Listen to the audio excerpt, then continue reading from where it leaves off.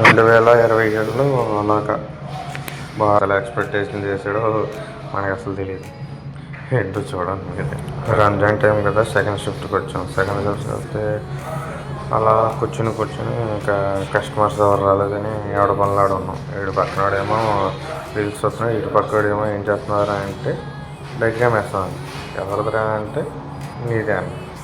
దేనికిరా అంటే చూడని అన్నారు. ఏంటిదో మీరే చూడండి నా డైగ్రామ్ ఎలా వేస్తున్నాడు.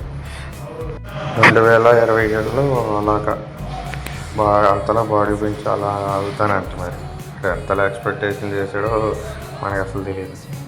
ఏంటో చూడండి మీరే అది ఎలా ఉందో ఫోటో.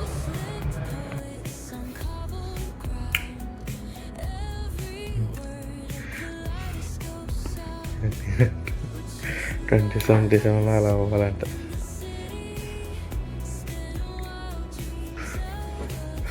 హోప్ఫుల్లీ అసలు ఎలా అవ్వాలండి మనకి మన వాళ్ళు అసలు అది అవదమ్మా. వదిలేదు మన వాళ్ళు అసలు హోప్ఫుల్లీ తిని బాగుంది అంటే అన్నాడు కానీ ఆ ఊహ ఎంత బాగుందో.